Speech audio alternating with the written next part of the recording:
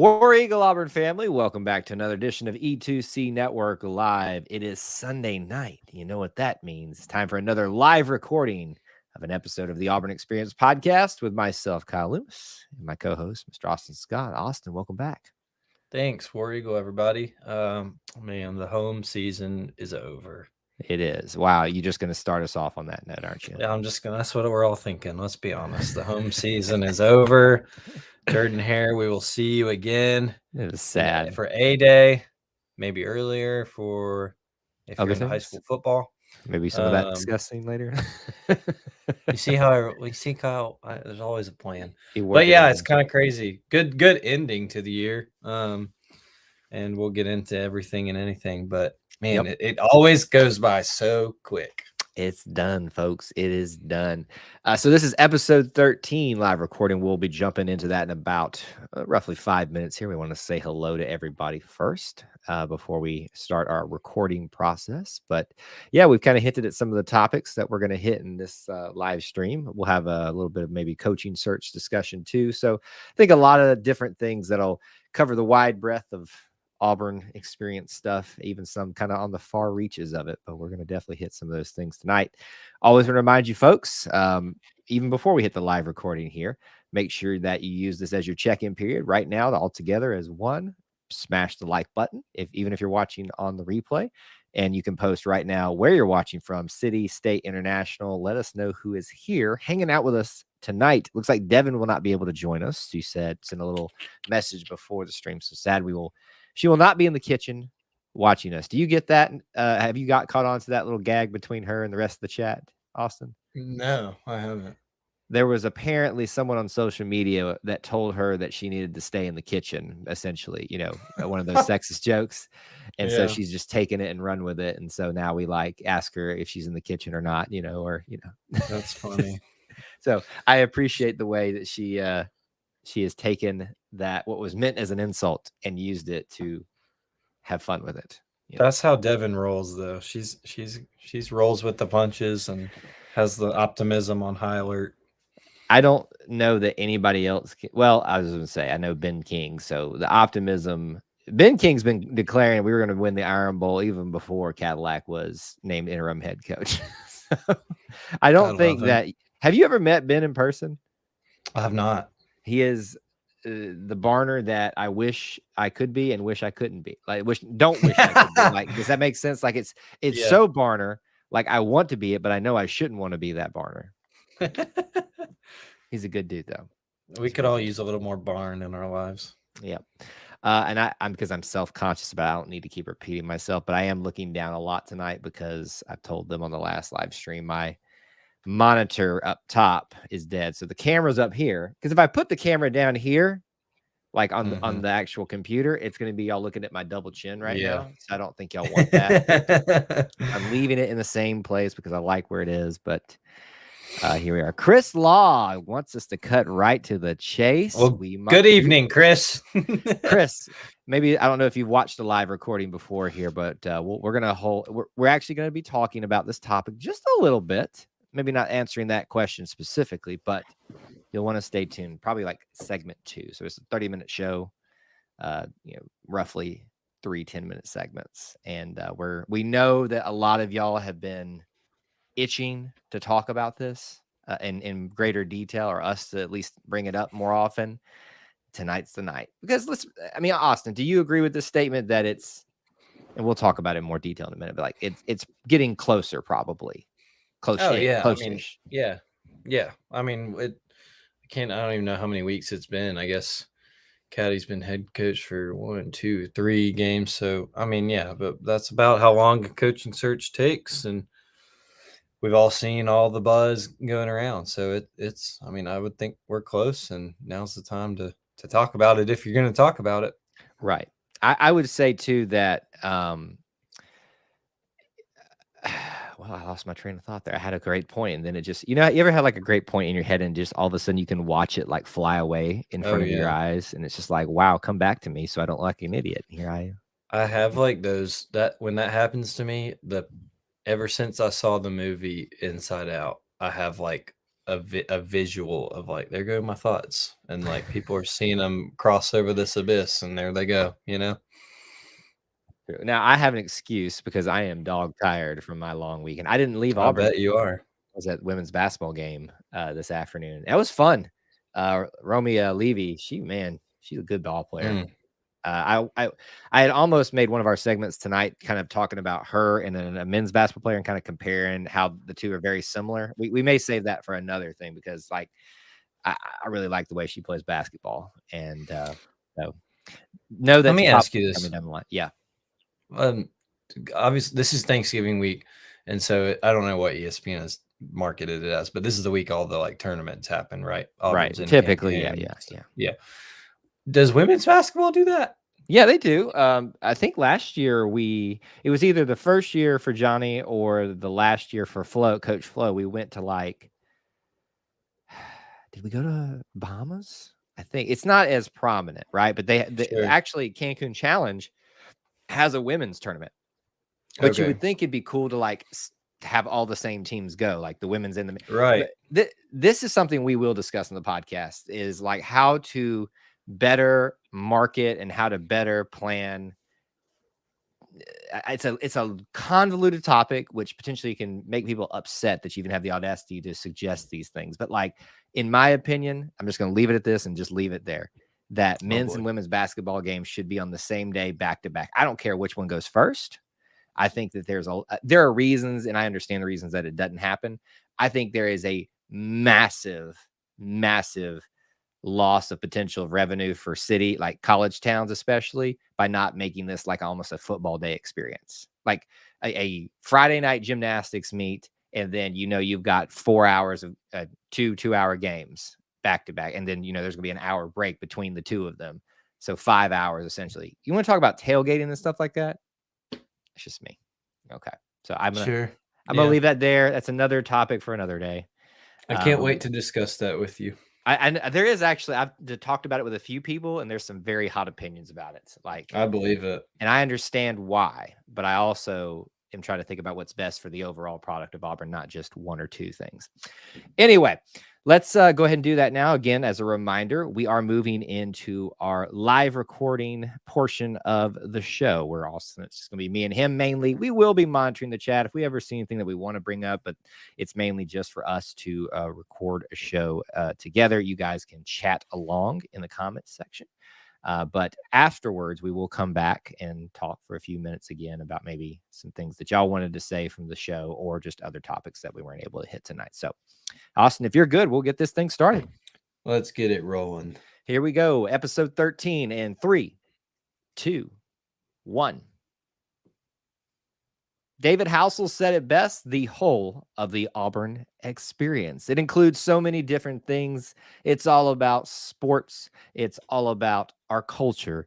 It is also, and most importantly, all about our family. And because the Auburn family is all about individuals within that family, I have to have someone here to discuss with me the Auburn experience for this podcast. And that is one of my fellow Auburn family members, Mr. Austin Scott. Episode 13, Austin, welcome back to the show.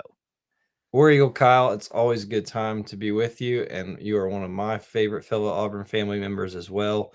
Did you feel like you had to say that since I said that? Like, is that how this works? Just well, you reciprocating? didn't say favorite, actually. You said Oh. fellow Auburn family members, and I felt like you wanted to say favorite, and so I just decided to extend the branch first. But I can't believe that the home football season is over. We've already kind of hit on it with our live stream members tonight, but it's shocking to me that it goes by so fast, and it's a reminder to me, and I hope to many others, to just enjoy it. No matter what happens each week, just enjoy it because it's gone before you know it. We talked about this on this show. We have talked about it on our live streams in other formats on our YouTube channel. We've put the message out there on social media for everybody that was going through this football season, screaming at times about how they just wanted to be over with. I mean, yes, we got the Iron Bowl left. There's the very far off opportunity for a bowl game too. So the season is not done yet, but the home season, the part that we love, the part that makes Auburn football the most Auburn football, it's over with. I found myself very sad today, and we're recording this on a Sunday because I stayed through the whole weekend. I didn't want it to end. I wanted to stay in Yeah. Auburn forever. It's tough, man. Like, some people don't get to live in Auburn, Austin. Haha, Jerk. I do. You But jerk. that right somehow does not grant me the opportunity to go inside Jordan-Hare Stadium whenever I please. And so there were things that, yesterday it was like, well, this is my last time having a Ben's pretzel in Jordan-Hare for quite some time. Ben's This is, pretzel. That's where you went to, a Ben's pretzel. oh my gosh, Kyle, if we have not, have you ever had a Ben's Yes, pretzel? I've had a Ben's pretzel. Pretzels are not, they're okay. They're fine. Oh, the Ben's pretzels are more than okay. But and people will say you can have them in the arena. Well, I can, but when it's 38 degrees and I need a cinnamon pretzel from Ben's in my seat to cheer on my team, that only comes around every so often. So it was the last time I got to see the eagle fly, and Hey, thankfully the she eagle did it flew right. good if you didn't She know, by the way. flew good. She flew great, and it was right to my right this time. And I love when they do it right by our seats because we get this perfect view. All that said, it's sad when it's over and we got to wait a whole nother 8 or 9 months before it comes back again. And but it was a good one to end on. It was. It's different because we had the emotion of last week of Caddy's first game, the Yeah. rawness of it, the realness of it. And not that it was even any less cool this week to have him run out there as head coach again. But this one almost felt like just go out there and play football as opposed to the emotion of the situation. Because let's be honest, the Texas A&M win wasn't like the most exciting of things because there wasn't a lot of scoring. There wasn't a lot of just exciting things in this. But like in the second half, Auburn just broke loose and just, had their way running the ball. So like it felt like a Caddy's signature game in a way because of things like the halfback pass, two running backs getting over 100 yards, which may I continue to remind folks, I did it on the reaction show after the game, that I called that 200-yard rushing days. And the minute when Tank busted loose, I was like, okay, I'm fine, I'm good. And then Jarquez Hunter just said, you know what, sir, I'm going 102. And boy, did he just fly around the edge. I love watching those two together. They're an incredible duo, and I loved Auburn football's post today. If you didn't see it, with the meme of Peter Parker, the Tobey Maguire Peter Parker, yes, for our younger OG, folks, OG, the OG Spider-Man. That's right. Has his glasses off, and it's when he's figuring out his Spidey's eyesight, right? He's got his glasses off, and then the next I'm picture, cringing right now with the way you're describing this, but go ahead. it's got the picture next with that's kind of blurry with Ronnie and Cadillac, and then he puts his glasses on, and you see Tank and Jarquez, and I loved that. That was good, incredible, and it's what I feel like we all kind of feel. No one's saying those are two top 5 running backs in the next draft or anything like that, but you kind of felt like it was that kind of performance with those two yesterday, and being head coach with the one of them that they're trying to follow footsteps in makes it all the better. Oh, it was a beautiful thing. The minute just real quick, we talk more X's and O's stuff on the live stream that's on Monday nights, and then we have a podcast as well with Ben and AJ. Or excuse me, that's the way it used to be. Yep. Jared's gonna kill me now. Sorry, Jared and AJ. They'll break that down. But I just want to talk about this play, for instance. Just picture 13-year-old Kyle watching his favorite player throw a halfback pass to Anthony Mix. And I'm a big Anthony Mix fan too, back in the day. So I saw this little play start going out, and I was like, man, Jarquez really isn't hitting and I said, yeah. Is he gonna? And he just reared back and slung that thing to the end zone. Might I add, made a pretty better, what I think is a better throw than Caddy did. It was beautiful. The serendipity of all the cyclical nature of everything coming around. It's just, God, you gotta love it. It was beautiful. Yeah, and I mean even like you said, the cyclical nature with Will Friend being the interim offensive coordinator, was at Georgia then, on staff, just helped them implement it and said, I know it's going to work because your coach did it. Like that, just crazy to think about. And it was pretty special. I was trying to think. I was like, was Jarquez born when that play happened? He probably has no idea. Let's do some quick math here. So I would That'd have be been like 8. 13. He would be, and it's been. I feel I like he just was born, but maybe not for long. I mean, not long at all. He's probably 18 or 19 years old now. So Oh. so yeah, just barely into the world. I, Um, I do Crazy. need to atone for something in this first segment though, because I didn't go real public about it, but I was a little bit frustrated with the Auburn family that morning with the lack. Let me just put it to you this way. The parking lot that I go to reserve my parking in for each game day, I usually have to fight people for parking spots to reserve them. They were like more than half available that morning, and there was like nobody on campus. Yes, it was cold and all that stuff, and I was a little bit perturbed. But by the time we got to Tiger Walk, boy, did everybody show up. Now, look, Yeah. when you look at the stadium, yes, it was very spread out. But I looked around and I said, you know what? For a 3 o'clock weird time game for this type of game, Western Kentucky against a team that everybody's a little worried is going to beat us, cold, end of the year, everything else that's been going on. I said, well done, Auburn. I take back what I was feeling, what I said. So I apologize, Auburn family, for doubting you that you would show up for Caddy in his last game. Yeah, I mean, I thought the same thing. Kind of once it took a while to trickle in.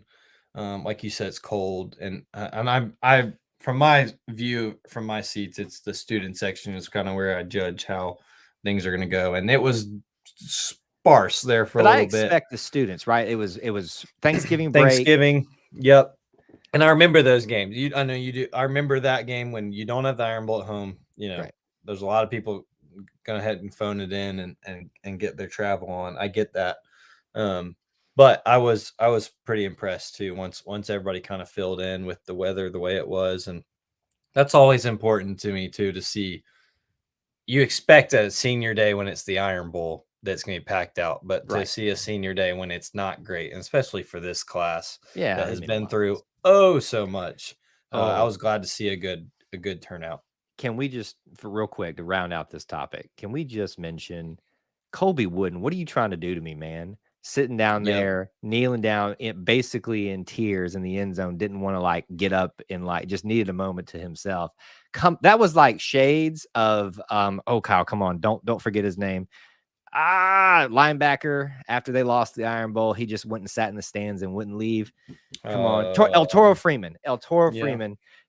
Like that just breaks your heart, man. This is Colby Wood and I have become a super fan of this season. Not that I wasn't before, but really appreciative of him now. And when they panned over that man just sitting there by himself, down on one knee, just kind of keep trying to keep it all together. It's tough to watch, man. That is, Well, it's a hard thing to realize, I'm sure, for them, and we hinted at what all they've been through, but to know that that's the last time, even though maybe their 4 years seems like a lot longer given the circumstances, to know that's the last time they're playing in Jordan Hare, it's a yeah. surreal moment. It is. It is a surreal moment. It is bittersweet for us. It is, bittersweet even more for the players, the coaches that won't be here or may not be here next year. So uh, we'll obviously got more football to talk about with Auburn. The season doesn't end here, but there are some other topics that we want to hit in this episode. So let's talk about one of those. We've been kind of him-hawing around at Austin, Mhm. kind of not necessarily avoiding it, but just kind of waiting because the big topic, the only thing that anybody wants to talk about these days is who's going to be the next Auburn football head coach. Well, I'm here to tell you today that Cadillac Williams will be the next head coach. I'm kidding. I'm kidding. Everybody calm down. Right, calm. Don't get it super excited or super offended.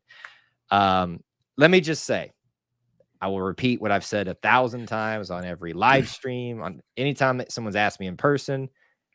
My little Auburn heart wants Cadillac Williams to be the head coach so much, but my head cannot get there with me yet, mainly for safety of my own Auburn heart being broken. So that's Yeah. why I just can't even like go there with a lot of people personally. Not because I don't want it, not because I don't believe it would not work, or however you want to say that. I believe it could work. I can't be heartbroken that way. Like, does that make sense? Kind of what I'm No, saying? yeah, absolutely. My thing with it, and I think we're coming from a similar viewpoint, is I don't want to set him up for failure, and then you look back on it completely the opposite of the way we all feel right now. And I think with where the program's at right now, I'm with Kyle. I think it could work, but what if it doesn't? Is that really how you want to set up? What if it doesn't and it's really bad? Is that how you want to set up one of your favorite sons? Right. And so, um, I'm not saying it won't happen. I think that's still for someone else to decide, and I don't think we're to Don't the tease me. point where it's completely over yet. I think we're close, but I think that it would be tough on a lot of people fighting that head versus heart Right. battle. So, and here's the way you need to look at this. Caddy has when I say this isn't me saying that it's a high likelihood, but he has the easiest path to the head coaching job, because if he continues what he's done by getting this team, the ship righted, the program righted, and somehow, some way beats Bama, you'll know in a week with us talking about this, whether that's true or not, somehow gets them to a bowl game, wins that, and pulls in some kind of little recruiting class here, the early signing period. You got to take a long, hard look at him. So he controls, I would argue he controls his destiny more than any other coaching candidate that is on the table. The only thing that I would argue against that is that I don't think for all that to happen, I don't think there's going to be enough time. Oh, I yeah. think that Time's a factor. a win against Alabama, a bowl win, and the early recruiting Yep. period, Auburn's going to want to have already had a coach by then, whether it's him or not.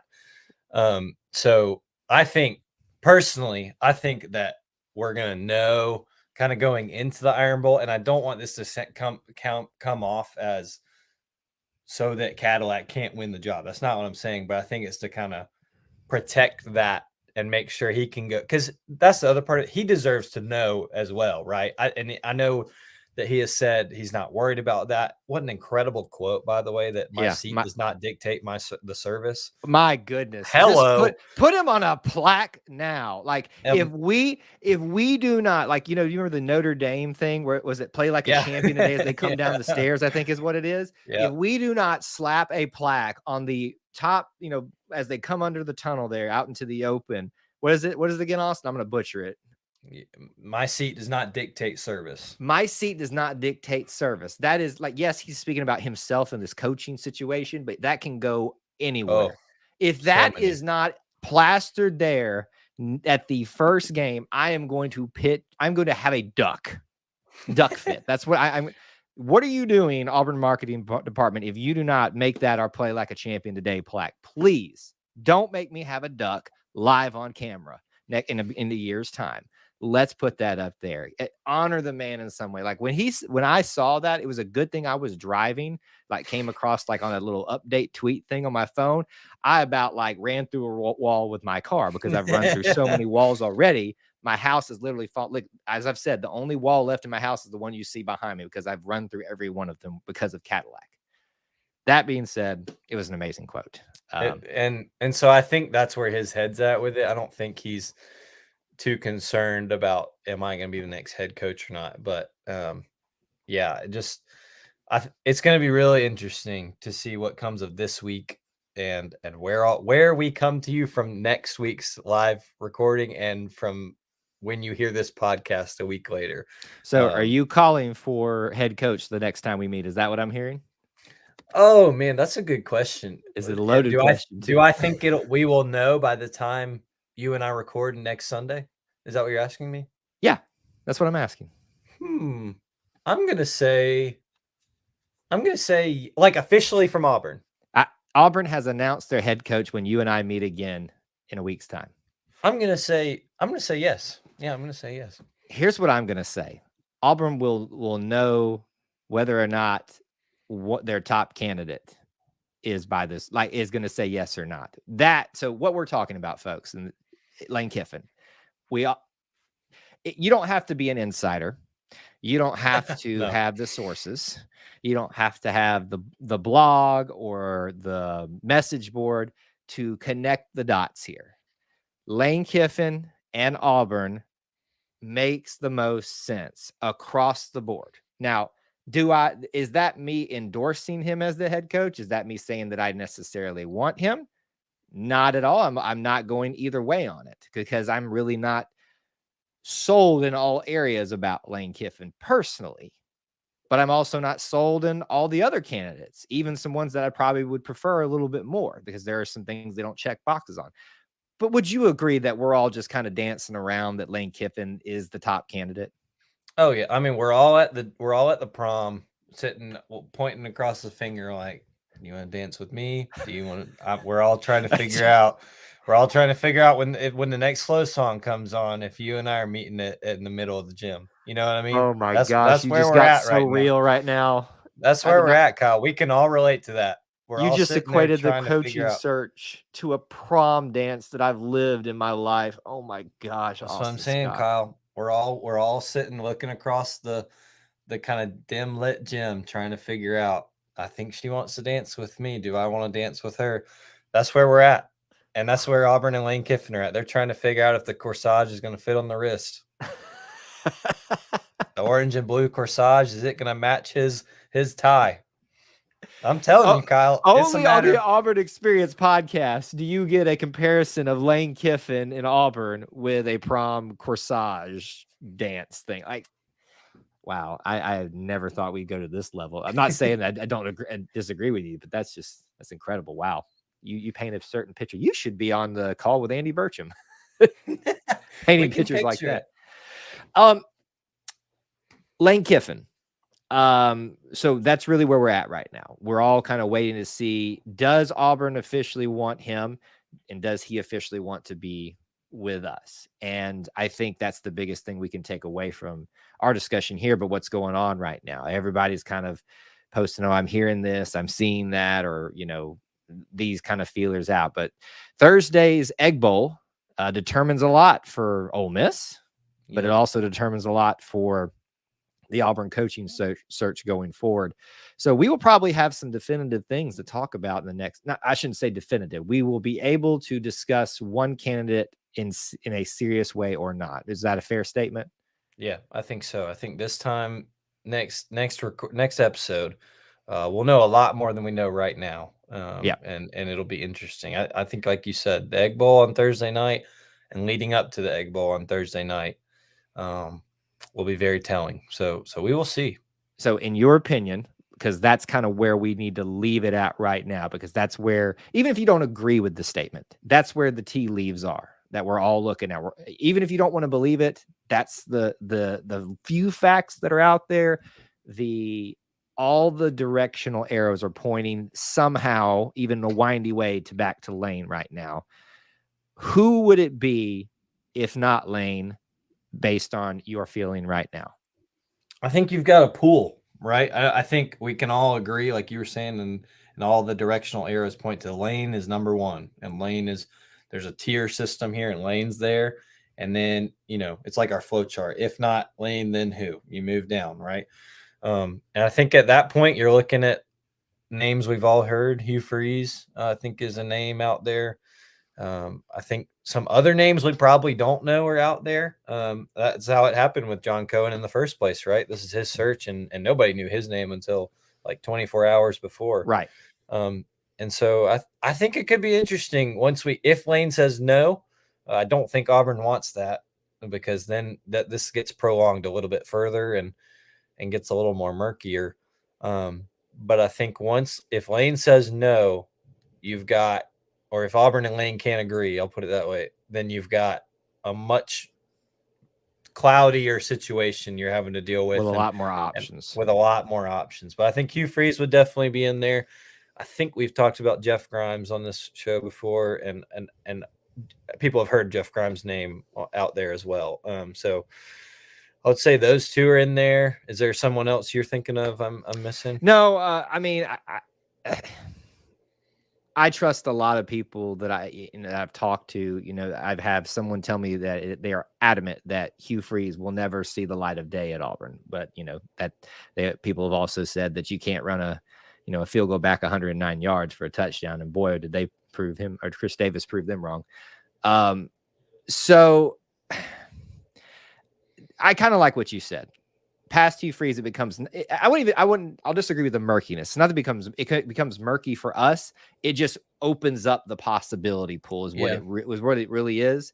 And so then it becomes almost like a brand new search in my mind personally, unless John Cohen is just completely going somewhere different from the very get-go, which kind of I would like, to be honest with you, because that kind of is a guy that's going out. I'm not asking for a Brian Harsin hire, like someone no one saw coming, but like in terms of a lower tier, that's a mean way of saying that. A coach that doesn't have Power 5 experience.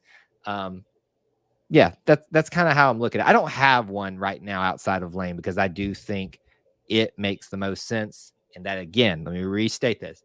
It's not my endorsement for or against Lane Kiffin. I am just trying to look at it logically. And I think that's what's sitting here. Here's what I will say.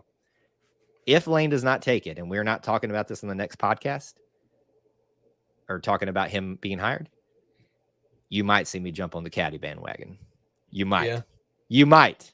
And I will be screaming from the heavens. So I'm holding myself back for my own safety and for your safety on this show, Austin. but you may hear me begin the Cadillac campaign next week if we don't get a resolution that a lot of people expect with Lane Kiffin. Well, I think too, we'll also know next week the outcome of the Iron Bowl, and there could be a lot more on that bandwagon, depending on if he's able to get into Tuscaloosa and do something special. So big if. A lot of big ifs around, and hopefully we'll know some definitive things when we talk about probably this topic again next week. Let's round out our show after we just kind of talked about, the most obvious Auburn things, the end of the home football season, the coaching search that we're hoping at least to get some directional guidance in here in the coming week. Let's talk about something about as far stretched from the Auburn experience that most people aren't going to think about, but we're going to kind of tie it back into because, Auburn is a place in the truest sense, like it is a town, it is a college, but we always talk about Auburn's not a place, it's people. But for this, we're going to kind of keep it on that to some of the surrounding areas. And we will tie it back to, I got something on Auburn football. I don't know if you've thought about it yet, but there are some high schools around Auburn that some really well known, some probably not so well known, that are having some really great success right now that I think is worth mentioning. And it's not because, yes, and I'm going to get your title wrong, the head of the marketing department is my co-host, but for one of them. But I want to give some shout outs to, let's just start with Lee Scott, because nobody knows who Lee Scott is unless you are from the AISA, which is an independent school athletic association, which I was a part of. Very thankful for that. And from the Auburn area. But Lee Scott Academy is on, you call it the outskirts, Austin, of town? It's right off the university loop and by the mall. Yeah. So the loop I kind of call like the barrier almost. Not that you're not part of Auburn if you're not in that barrier, but it's kind of like that big, it's kind of like, think about, for those of you from Atlanta, 285 that circles Atlanta. Like I'm outside of that where I live. So I don't call myself being part of Atlanta, but I still just say I'm from Atlanta, but don't have to explain to people. So it's kind of like that, smaller sense.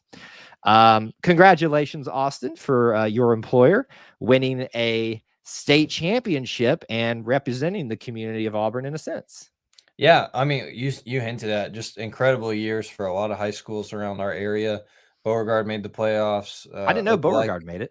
They made the playoffs, had a great year, lost on a heartbreaker, I think. And Opelika had a great year too. Can't remember if they squeaked in or not. But yeah, Lee Scott was one of those, obviously a different school association, but equal playing field, and was able to win the state title and go undefeated the other night. I have this year too.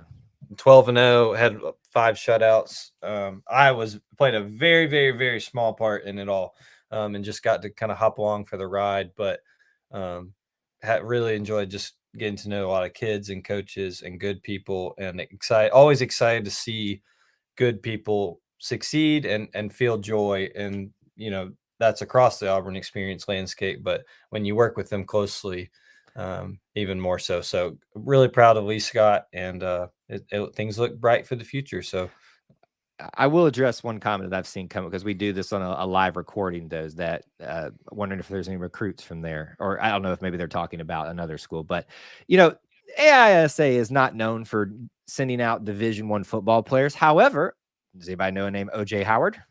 You remember that name? He came from an AISA school. I actually played the team. That Ataga, I believe, was what it was. So he was a big time recruit. But every once in a while, you'll find some recruits come out of there. Actually, oh no, I was about to drop one from my school. So let me talk about that for a second. We're going to actually talk about the high school everybody's more aware of. I'm from Macon East Montgomery Academy. Well, that's what it was called. It's Macon East Academy, right outside of Montgomery, Alabama. I've always compared Lee Scott to the Auburn, Georgia rivalry with my school. That's how we viewed it. Because Hooper in town was the Alabama, even though sorry, Hooper, y'all suck. But no love lost here. That's kind of, we viewed it as the Iron Bowl. And then like Glenwood was that weird LSU rivalry where weird things happened and we hate each other for no reason. But that was like our big, and then Bessemer was like, at the time when I made these comparisons, they were like Florida, who was really good at the time, like that. Like, no reason they should be good, but they always were. Anyway, so that's my connection to this. I hate to see my high school rivals having success, but I'm happy to see you having success. And listen, as I talked about with this being an all-encompassing show for the Auburn Experience, it's part of the community, and I love it when something that's connected to Auburn has success. Yeah, and just those are people that live in the community as well, and like I said, just good to see good people succeed, and it's happening a lot. And like you said, Auburn High is having an incredible year as well. Team? And they are now, like, they've had one loss. That's right, to Central. Got the revenge game against Central Phoenix City, who head coached by Pat Nix. Crazy game on Friday night, and they're headed to state championship. And this year is the year it's in Jordan-Hare. So it's going to be bonkers around here in a couple weeks. Yeah, we told you that we were going to bring it back to something Auburn football related. Can I just point out to you that one Derek Hall ripped up some sod from Jordan-Hare? So there's going to be a divot when they're running or, kicking from a certain spot on the field. I'm sure. I forget where it was. I know it was like in a blue section of the field that he was ripping out. Looked like an SEC logo. So some on the 25s or something. Yeah. He could rip out the SEC logo. That's fine. I'm not going to fault Derek Hall for ripping it out. Listen, he's done a lot for us this year and beyond, and not just as a football player, but as an Auburn man. He represents himself well, as far as I can tell. He shows up at all the other sporting events, supporting the teams there. So just be careful, Auburn High. There's a divot out there, and I would hate to see anybody with a sprained ankle. We got Braden Joyner, who's a recruit for Auburn right now, an offensive lineman, who's going to be playing in, potentially, if he follows through with his commitment, on National Signing Day. He'll be playing getting a little preview of his field. That's pretty cool. Yeah, getting his first action in Jordan-Hare before he's an Auburn University Tiger. So it'll be interesting. I can't wait to see it. I haven't decided if I'm going to make it over there for it. It'll be on a Wednesday night. But Auburn High and Thompson in the 7A state championship game. I don't know what the record is for like most attended or highest attendance of a state championship game, but I mean, this has a chance. I feel like when you've got it right in your backyard. And Thompson's a big school too, and they've been to, I think this is their 5th state championship they're going to, so they know how to come down here and play too. I really want to see how many people show up. Yeah, obviously it's not going to fill up, an 87,000 stadium, but if you get 30,000 to show up, 40,000 to show up, that'll fill up, almost 3/4 of the lower bowl probably, and maybe 3. I don't know. I'm not good at math. Don't ask me. Even though I have an Auburn degree, I'm terrible at math. I'm horrible at like judging that kind of thing. Yeah, just don't get. I need to stop trying to do math on the show. I just embarrass myself. That and pronunciating, talking is a struggle for me, even as a podcaster. It's really cool because we've watched in an odd way Auburn football struggle, but the community schools, the closest ones, Lee, Scott, and Auburn, have such great success this year. So it's really just a unique situation that I've kind of been living vicariously through them while my my real team struggles. Happy for them. Obviously I'm going to root for Auburn High. I wasn't rooting for Lee Scott, Austin. I'm sorry. Even though I That's knew that y'all fine. weren't going to lose. That's just me, though. I'm petty. That's fine. It was But against Glenwood, who is our Alabama, like you it were referring to earlier. So that'd be like you watching the Florida Georgia now, Georgia game, I guess. but even just a different comparison, but similar. The Georgia Alabama national championship. People would ask me who you're rooting for. I'm rooting for the Meteor. I don't want The anybody to be Meteor. physically. I'm not rooting for anybody to get like. Here's what I want to happen. It's like this is a magical meteor that comes down, like transports all the humans away, but before it strikes, and then just like the essence of Alabama and Georgia are still there, and it just obliterates it from the existence, like the timeline, so to speak, the multiverse, as people in movies like to call it.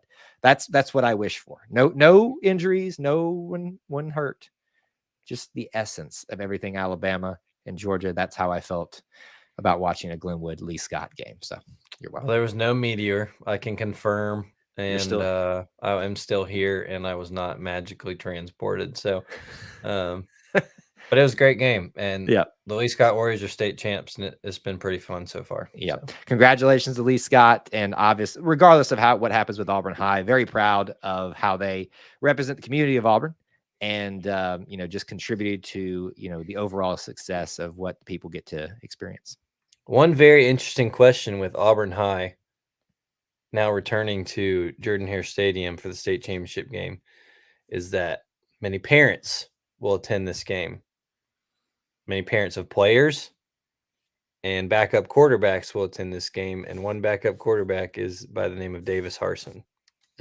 That's tough. That's so real we'll tough. see. I think that'd be pretty interesting if Mr. Brian Harson returns to Jordan-Hare Stadium. I'm sure he will. I mean, this is completely right. nothing against. He should go watch his kid, and he should not be harassed to go watch his kid. That's what folks. you mean by you're bringing that up. Yeah. Yes, and so I just hope that we all respect that. And but that is interesting to think about. Is I'm not sure he ever really thought that he would be going back into Jordan-Hare this soon, at least. Let's say that. Yep. Yeah. Obviously, good luck to them, and be interesting to see how this whole thing finishes out if we have two high schools right next to Auburn with state titles at the end of this thing. But it's been fun to watch this football season. That's going to do it for episode 13 of the Auburn Experience. We appreciate you guys hanging out with us and tuning in to our show and listening to us ramble about things. And we didn't get old and crotchety tonight. We got a little retrospective at times and looked to the future as well. Covered a lot of different things. Austin, if people want to stay in touch with you, where can they find you? Austin G. Scott. You can find me on Instagram, Twitter, Facebook. On Instagram and Facebook and Twitter, you can see a picture of me holding a state championship trophy. So they were kind enough to let me get my hands on it. Just brag away. Why don't you? Fine. That's fine. Whatever. You can find me on Twitter, not holding a state championship trophy, at Kyle Loomis 24. We appreciate you guys tuning in today. Until we talk to you again, War Eagle.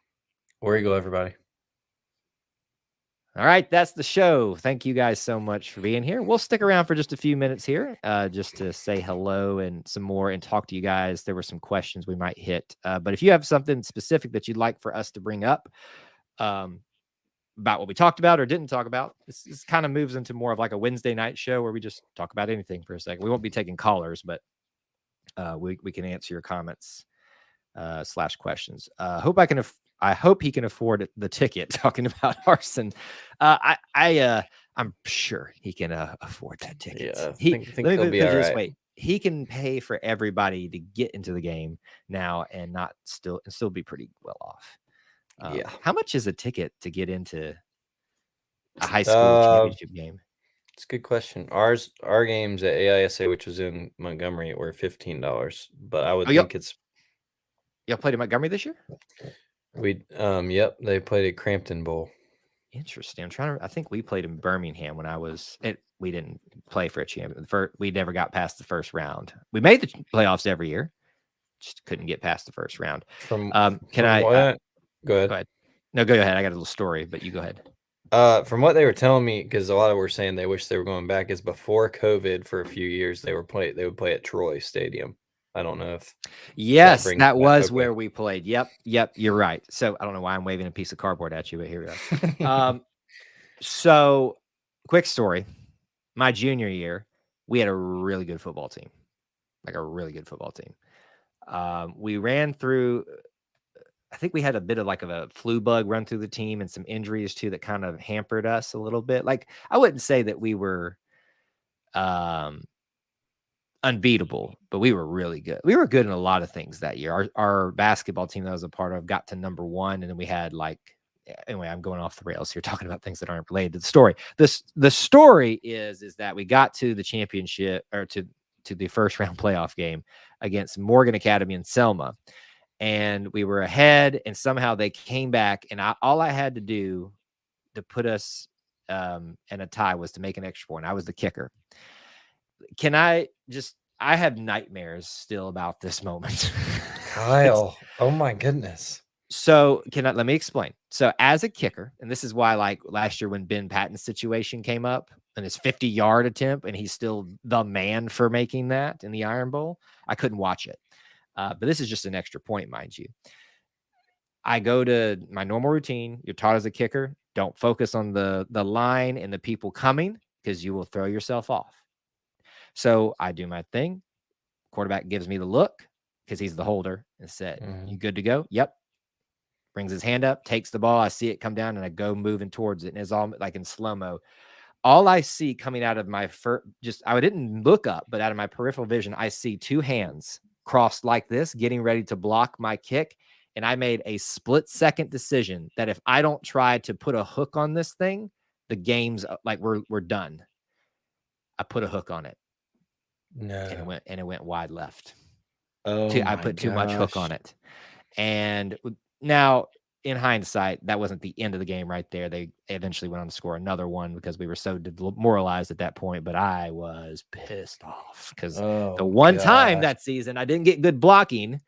Here comes, I mean, literally, it's the perfect thing you see on video games and stuff. The guy's laid out with his hands crossed, ready to hit the ball coming off my foot, and I just hooked it around his hands and hooked it too much. So, it's tough. Didn't hit the post. There's nothing worse than hitting the post other than that. So a rough day to be a Macon East Knight. It was a very rough day. We beat Lee Scott that year. I bet. I don't doubt it. DJ James is our next Roger McCreary. DJ James, boy, has he come on this year. Love that dude. Let me do this because I also said this in the reaction show. Nehemiah Pritchett, has he been a perfect cornerback this year? No, but he's been a very steady, in my opinion, quarterback from us. And I think he's going to get lost in a bad year where he could have had a little bit more success if, again, some other storylines go with this too, had a little bit more help and support. But back to what you're saying, I do agree that if we want to compare the next Roger McCreary, the next Noah Igbenogany, the next Carlson Davis, because we are DBU now in the NFL, if you haven't figured it out. We've got DBs all over the place. Javaris Johnson, Brandon King, Jonathan Jones. I feel like I'm missing some too. Jamel Dean, because Jamel Dean and Carlton Davis are the 2 starting corners for the Tampa Bay Buccaneers. Like, it's pretty cool to watch that happen. So, DJ, I was so happy to see him with that run back. Yeah, cool. I mean, he's been a DB that has not. Teams have not gone near this year, and I think that's says a lot about how he's done so far. And yeah, I was glad to see him kind of get some stats in the book for himself, and just an athletic kid. And it's kind of funny to think about that he came from Oregon and all the Oregon Auburn connections, but that has worked out really well for him this year. Yeah. Happy to have him back, and just it'll be nice to watch because Nehemiah's gone. Jalen will still be around, right? Simpson, but he's moving over to more safety right now. That's kind of what's been happening. So if he's going to lock down that side, I guess I'm trying to think who would be the next man up over with him at cornerback. You got Caleb Wooden still. I think he's going to play safety too, though. Yeah, I was going to say he's safety. I thought. I don't know who it would be. Bridges, is Caden Bridges still here? I thought he was more like nickel safety too. Was he? I'm trying to think. That's why I'm having a hard time thinking about who's there. You go, certified Cobra, JD Rim. Rim. Yeah, probably. He's been playing well. Keontae Scott is a corner. Austin Osbury, that's a good one too. Bunch of Louisiana guys. Shout out T Reed. T. Reed. Love that dude. Hey, everybody's like pitching to keep Caddy. We need to keep T. Reed too. Let's Mm, keep that man. All right. mhm. WT, we did kind of answer this during the show. I don't think we were putting on just for a show there. I mean, really, it could go anywhere after Lane Kiffin, right, Austin? I mean, like, Yeah, there's I mean, there's names you could throw any name in there you probably want. That's already been discussed. Hugh Freeze, I almost said J.D. Grimes. Uh, what is his name? Jeff Jeff. Grimes. Um, we didn't really talk about it in the show, and I didn't bring it up because we were talking about who I think's next. I think, and I'm interested to hear what you think, Kyle. I think the Dion stuff is kind of faded. I It don't has I faded. don't feel like that's been a topic as much. I don't know if that's from our end, from his end, or if there's another job he's gunning for, but it's kind of faded in the public eye and also in fan support. I feel like I don't feel like we're hearing about it as much as we did the first week. Well, because I think the onset of the caddy thing made people think about it for the most part. If you can't make a case, because the case that you're making for with Dion is all emotion. Oh, he's going to rile the kids up and bring the recruits in. That's the only case you can make right now. Not that he's not going to be, that he's not currently a good coach at that level or going to be a good coach. But the biggest case you have is for that player coach atmosphere. So if that's what you're going to do, why not hire Cadillac? Like Who's that's done similar stuff. Yeah, maybe so hasn't had time to recruit, but has the emotion and has the personality and because yeah. frankly, I'm sorry, like you want someone that can sell Auburn. Cadillac sells Auburn, and so I think the onset of the Cadillac success story so far has quieted the Dion phrase. Now that's not to say that he's been eliminated, but I agree with you that he has lost the story. The narrative has lost some of its fervor. It doesn't mean it's gone though. No, yeah, I didn't bring that up and I haven't brought that up, but I keep thinking about his name because we heard about it so much. But I don't feel like he's in that tier, maybe. Yeah, That's just me. That's my opinion. I agree that I would love for us to go with an experienced head coach at a Power 5 level. I'd There personally like it to be with southeastern ties as well. yes. I, I Yes, I'm look, nothing against well, I mean, nothing against Brian Harson that was his own fault, I guess. But I just the SEC. I don't think before Harson I would have been as big of a stick to the SEC guy, but I it's a well, different world. because That's you just a tried different it, world. because now you've reached the point where you become Tennessee. Like if you don't find something that's more of a sure thing, right? Because let's just take the Lane. You look at Lane, and he's won everywhere he's went. He's recruited everywhere he's went. He's pissed Saban off wherever he's went, even when he was with him. So like all the things that he has had success everywhere he goes. So it's like it would be stupid to think he wouldn't have some success here. So Yeah, with Dion, yeah, he might recruit well, but you don't know what he's going to do like at the Power 5 level. I'm a big Jeff Grimes fan, but let's just play both sides of the argument here. He's not has no head coaching experience. He can coach offense. He knows offensive linemen, which is what we really need, folks. But you don't know if he can be a head coach.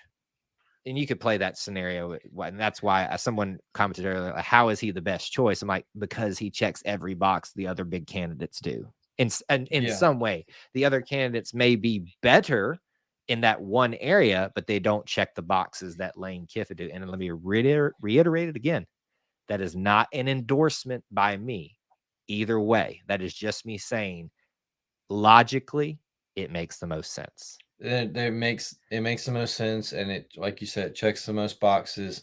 I think that's why you're seeing such a big push. Like before the day Brian Harsin was hired or fired, excuse me, you saw multiple people saying Auburn's going to go after Kiffin because it's easy to see from the outside looking in that the boxes are checked there.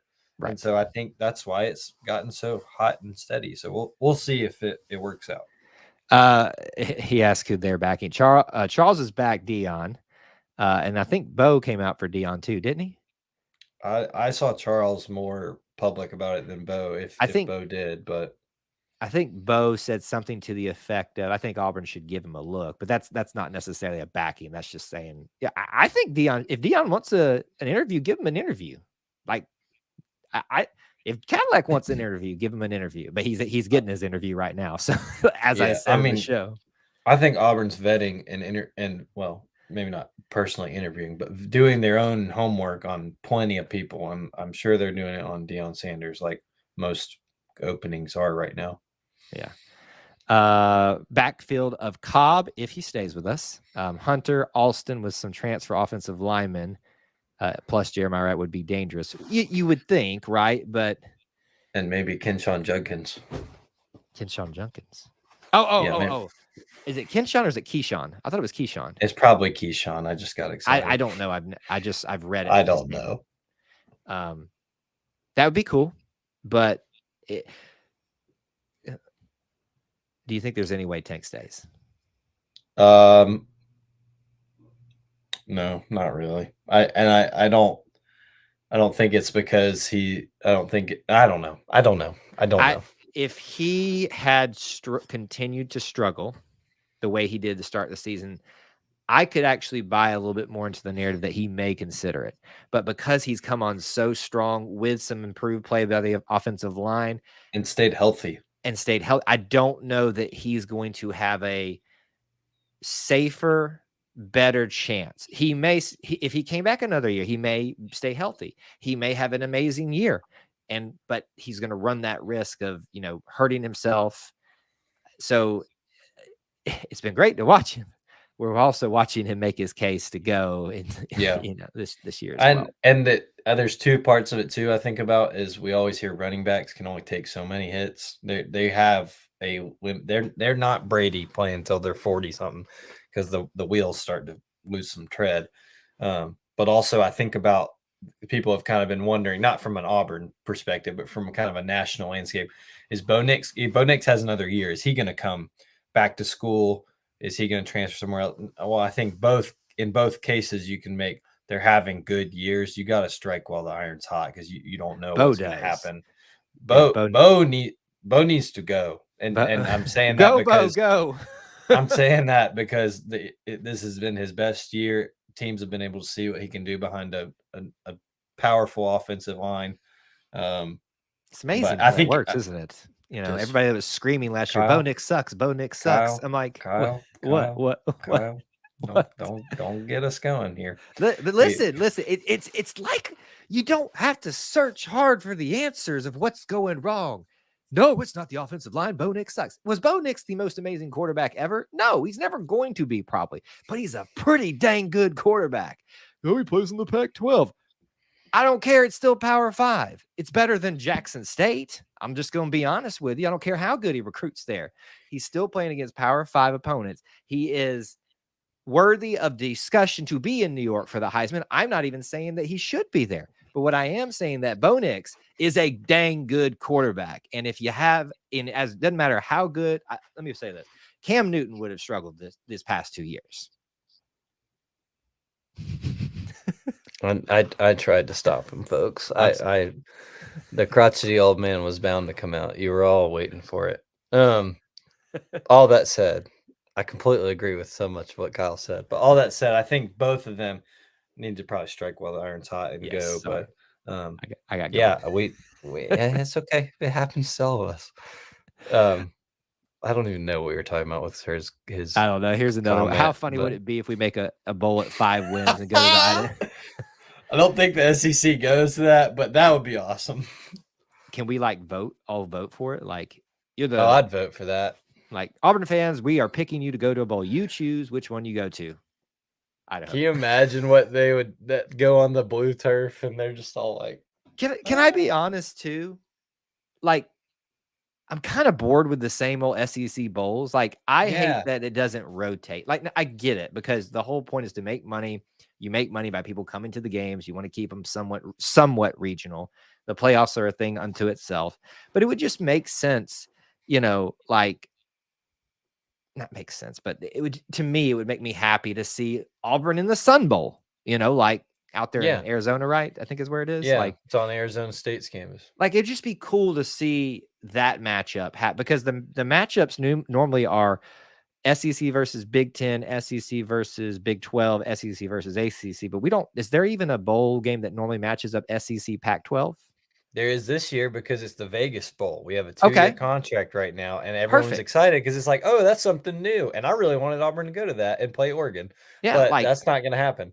But the SEC don't ask for Pac, that yeah, pain. I Don't ask for completely, that pain. Bo's I gonna rip us wanted up. it. So, Don't that's Bo's. No, don't wish that evil on us. Don't wish Bo Nix taking out his frustration on us. Don't well, get me started again. that was before the season, and now Bo Yeah, Nix is going to go to the Rose Bowl. We're going to be sitting at home, but the I think that's why everyone was excited. It's like something new. Finally, it's not the Liberty Bowl. It's not the Birmingham Bowl. It's not, all these things we're so used to. So, but yeah, they're all the tie-ins with the SEC bowls and SEC. I mean, that's all about money, folks. I hate to be the yeah, party pooper. yeah. Heart goes out to Hendon Hooker, man. He had a Yeah, great that season, and stinks. just that's tough. That's a tough way to go out. I mean, it's very similar to Bo Nix's story, except that Hendon doesn't have any more time, right? Yeah, he's done. Oh, Which God, is really sad. sad. TJ switching to tight end. You hearing this?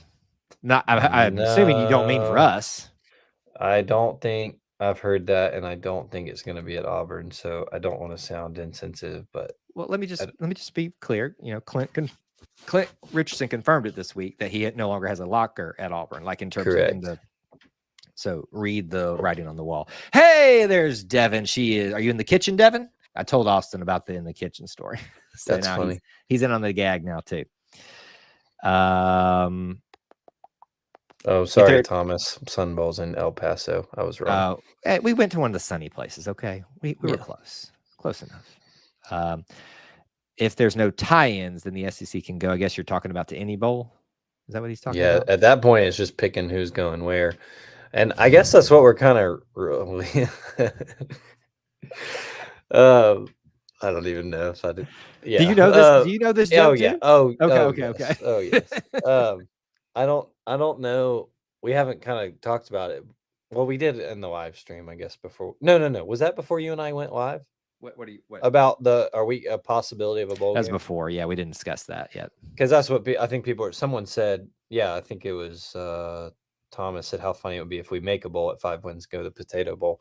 Because there is a chance that we get picked as a 5-7 team if not enough 6-6 teams make it, or 6-win team make it. But I don't know how that works with SEC tie-in. Like if we're just picked, we probably just go wherever they tell us, right? So, just for people's clarification, just type in like how many bowl eligible teams there are, and it'll take you to this website. And I don't know how accurate everything is there, but they seem to know their stuff. So I'm going to It's kind of on go with it. CBS. Yeah. So there, you need 82 teams to fill 41 spot or 41 games essentially this year. There are, I think the number was 73. So there's 9 spots left with 15 teams, not counting Auburn, possible moving into that spot. So it's not out of the realm of possibility for Auburn at 5-7 to make a bowl game, but just don't count on it. Don't get your hopes up. The good thing is what Austin brought up when it was just me and him talking. We've already talked about it, like how well Auburn travels. And Oh, it's all because about at that point, it's about selling tickets. Yeah. Yep. It's not about matchups or anything like that. Yep. Certified Cobra. Sad how quick the fan base switched on Ashford. Well, haven't you seen our fan base switch on people before? This shouldn't surprise you. Sad but surprising. No. So here's what I will say about Robbie. And listen, I want to be clear because I know his mom has stopped in on our stream before. So I hope if she were to see this, that she understands we love Robbie. Robbie has been, in a very bad situation for us, the best possible solution. And that's not a backhanded compliment in any way, because like without him, we don't extend plays. We don't, figure out a way to take more attention off the running backs. Like Robbie needs time to develop. That is not also, I've been talking about my endorsements this show. That is not an endorsement for him for next year as well in terms of being the starting quarterback. I think Robbie's got a lot of things to work on. But every quarterback does, and everybody takes time. So I think it's twofold when you bring up people turning. I don't think we should be so on board and say Robbie is ride or die. Well, let the players go out there and practice, compete with each other. That's what brings out the best in everybody. That's what launched Robbie up to being the backup this year. Now we know Zach got hurt, but still he had to earn that spot away from a Holden. Like, that says a lot about Robbie. So let's not assume that he's the next greatest thing since sliced bread, but let's also not write the kid off because he is making the best of a bad situation right now and doing a half decent job of it too. Robbie, we have a lot to be thankful for him and I will be honest, like even this game, there were some times I was very frustrated with him, but we always get frustrated with our team. It's just who we are. But I continue to believe that he is the best option that we could have right now with what we have available. I agree. Yep. I think, and a lot of factors go into that. And some of the comments are starting to get there with the offensive line. And there's been times I know I've seen some people joke about it on Twitter. There's been times when Auburn's offense is number 9 scramble. That's about all they got. And thank goodness he's athletic enough to do it, because it's not perfect, but it's saved us in a lot of scenarios. I haven't heard of Ashford wanting I know he had baseball experience previously, and I think at Oregon too, right? Did he? Mm-hmm. Yeah, I don't know if he's going to play for Butch or not. I don't know if Robbie's or Butch have decided that. That's for probably them to decide. I haven't even gotten a whiff of like conversations happening. By the way, I saw Butch everywhere this weekend. Just what a great man. I saw him. Well, I was walking downtown with a friend for lunch on Friday, and Butch Thompson just walks right past us, just chilling in downtown Auburn. And he was actually out busy at the time, so I didn't stop to say. But he's that type of guy. You can just stop and just say, "Hey, Butch," wish him well on the, ball's over now. And but he was at Equestrian. He was at a lot of other things. So Butch is a man of the people, out there on the town, being with his family. That's right. All right, let's take a few more comments and questions here. Got some more Robbie and Ashford talk here. What else? Not that we can't talk about that some more, but I was seeing if there's anything new. Another shot at the Birmingham Bowl moneymaker. I got bad feelings about the Birmingham Bowl. I do not want to go back to the Birmingham Bowl. All right, let's ask this. Let's just assume there were no restrictions, and whether it's 5 or 7 or 6 and 6, Auburn can get into a bowl, but you get to pick it. What would you pick? Like, don't say Rose Bowl, because that's like just we have to go to one of the lower tier ones. What would you say? And I get to go. I'm going to the game. Yes, you get to go in this scenario. I'd probably pick. I'm kind of over all the Florida bowls. Like, there's so many down there, and we've been to a lot of them. I'd probably pick somewhere. I could do I don't think it's the Belk Bowl anymore, but I'm going to say it. It's in Charlotte. Yeah, I kind of would want to do that. That's in Charlotte. It might be the Mayonnaise Bowl now or something like that. The Duke's Mayo Bowl is, I think, what it there is you now. Go. Yeah. I want to. What if they dump the mayo on Caddy? That'd be fun. Maybe that. That's an SEC bowl, though. I'm trying to think of one that is like Auburn would, never be able to go there. Give me yours. Go ahead. It's not that I would go to this if given in this scenario, right? But like, it's just unique. I think they're still doing it. The Pinstripe Bowl. They play it in a baseball stadium in Yankee Stadium. Like, that's just unique. That's cool. The the Hawaii Bowl? That anybody want to go to Hawaii? Yeah, for real. I mean, I think if I'm these or me, I'm getting to go. We joked about it, but I mean, like, Auburn's never, unless they schedule home and home, they're never going to play on that blue turf. So to see outside of the hearts and stuff, yeah, and that'd be interesting. I'm trying to think of like another one. The Camellia Bowl would just be a basic home game for us, but it's like in the Mobile one. Forget which one that's called. It was GoDaddy.com Bowl. I don't know if it's that anymore. That for a while. I don't think. I think. Yeah. Anyway. I'm trying to. I can't really think of like the lower tier. There's a bunch in Texas. See, I'm over the Texas ones too. Like, I don't want to go to Texas, Florida, or Tennessee, Liberty, and that stuff. Like, we're not talking about like would we not take these. We're just talking about where we would like to see Auburn go if there were no restrictions. Yeah, so like New York would be a cool one. Idaho, Hawaii. They used to do back in the day a Bahama Bowl, I think, too. Oh yeah, the Bahamas. That'd be similar to like the Hawaii feel, right? Yeah, I'm done. I'm also done with the New Orleans ones too. Yeah. Taco I don't Bowl. want. It'd have to be something. I'm trying to find up a list. It'd have to be something that like Auburn is just not used to. I had a salad bowl tonight. There you go. Here, hold on. There was something I wanted us to hit real quick. We can come back to that. You, sir, listen to the Rick and Bubba show. Have you been listening lately? Yeah, he does. Thomas, you listen to the Rick and Bubba show. That's the only reason. I've seen the second time you brought this up. You're listening to the Rick and Bubba show. You sure do. We're big fans of the Rick and Bubba show. In fact, when we started talking about this, we wanted this to kind of have that format when we were doing, when we do the live recordings. But I kept seeing that come up. I was like, yeah, they put out that was like the daily thing they clipped to and put out on social media. Yeah. What else here? There's a Myrtle Beach Bowl that's in Myrtle Beach. I'm trying to find like that's a new one, isn't it? I think it's pretty new. I think there's the New Mexico Bowl. The Fenway Bowl is the same as like a base. It's at the I'll take that one Red too. Sox. I'll take that one too. Yeah, the rest are kind of. Could we get one in Canada and just call it the Snow Bowl? Like, yeah, Auburn plays in snow for like.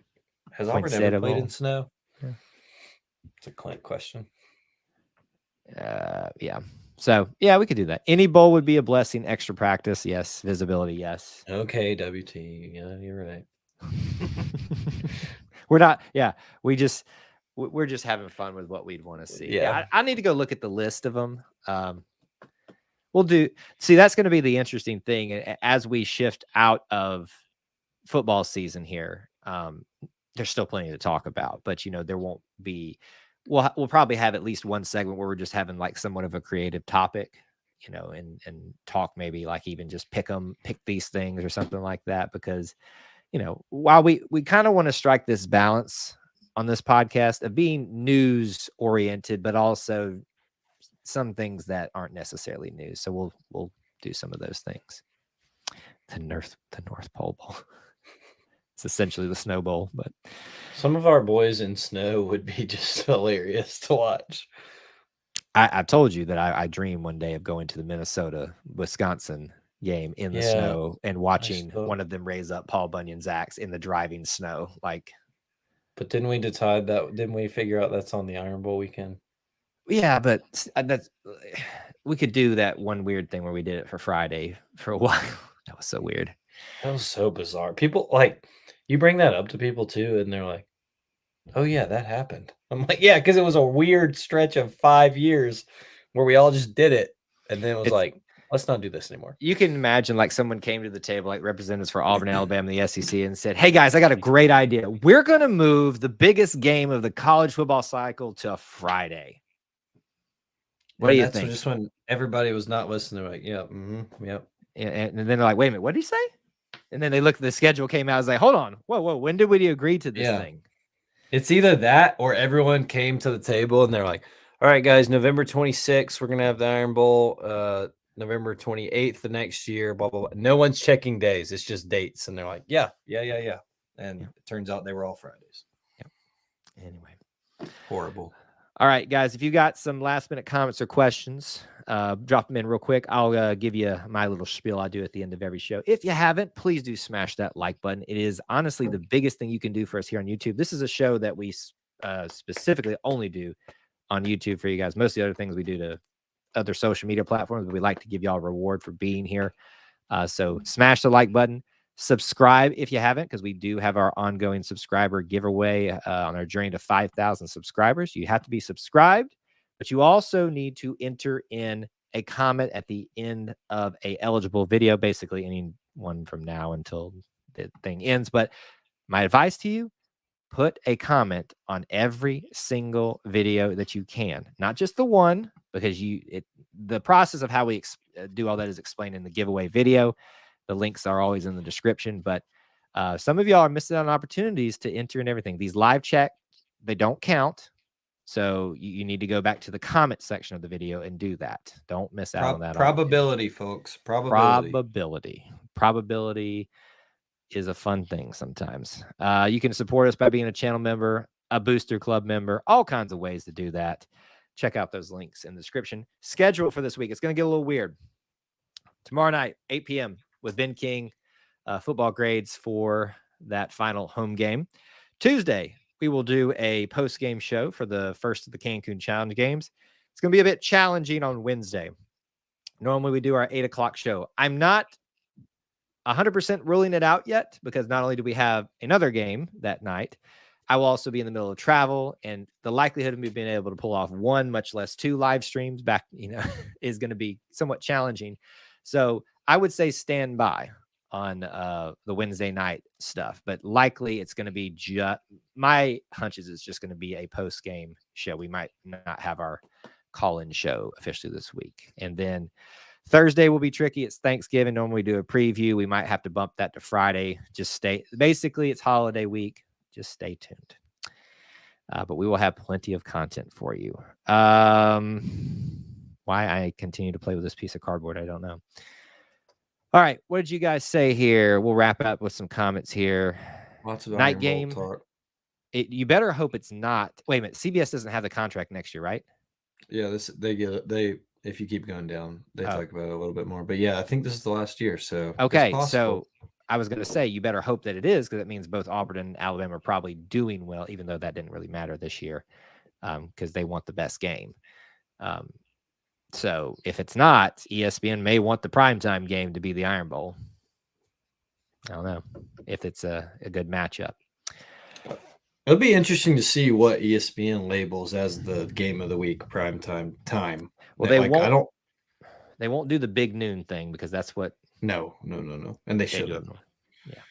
I would think they'd make it like that 6 o'clock game on ABC, which would be pretty cool. I'm going to actually make people very upset with this answer. I would prefer CBS. I'd prefer CBS because it's familiar. Even though there are things I hate about it, I am a traditionalist. I don't like change. Even though could I change? Could we not change and just get rid of? Could we trade like you get Gary Danielson on ABC? Quick follow-up question to this: do you have a crew you want to be given the SEC Game of the Week duties on ESPN ABC next week? A current crew. I have one. Okay, go ahead. While I'm thinking, I want Sean McDonough and Todd Blackledge. I like those two a lot, and we need to bring now. If they're the SEC Game of the Week, we can bring back some good Todd's Taste of the Town segments. Oh, okay. All right, I'm on board now. I'm on board. All right, there you go. I'm on board. Go. Yeah. Okay, you got me now with that. That's where would you send them? Where would you send them here? Oh, it's been so long. They could go free advertisement. I mean, Todd's got his picture at Panny George's. We can join Todd at the Heyday Market. Ooh, that's good stuff. By the way, I'll pull the curtain back. We had another conversation tonight about that podcast studio in the Heyday Market. I'm getting on it, folks. Like I'm going to make this happen. We will do a show, which means that we will probably have to do it much earlier because I'm sure they close it before 8. But I think for the coolness of doing it from Auburn together in Heyday Market would be the Auburn Experience on location. It's going to happen. So if you guys haven't been there yet, it's not like set up to like have a studio audience or anything like that, because it's like literally right outside the doors or where everybody sits to eat, and it's probably really loud in there. So I don't even know if they project the sound in there or what, but like you could come by and like wave at us and we'll acknowledge you, be like, hey, what's up? So, I think it'd be great. It would be really great. Any chance on Jefferson Pilot can get the game? Ugh. No. I don't know who that is. Oh man, you're such a youngin'. I'm just gonna ignore that comment because it'll just make me old. All right. Let's see if there's anything else we needed to hit before we get out of here. I think that's it. Guys, thank y'all so much. We got to stay on a little bit later with you guys. Been good. Hope to see y'all tomorrow night, 8 p.m. Me and Ben King talking about a Western Kentucky butt whooping. Put them over the hilltop. Really good. That little blob of a red thing is very creepy, by the way. Very strange, but I respect it. They commit to it. He did, and he played along yesterday, which was a good thing too. So I guess I give him a little bit of credit. Austin, thank you so much for being here, sir. It's always a pleasure. Always a pleasure. War Eagle, everybody. War Eagle to y'all. Thanks for tuning in with us. 8 p.m. tomorrow. We'll see you back next week for another episode of the Auburn Experience.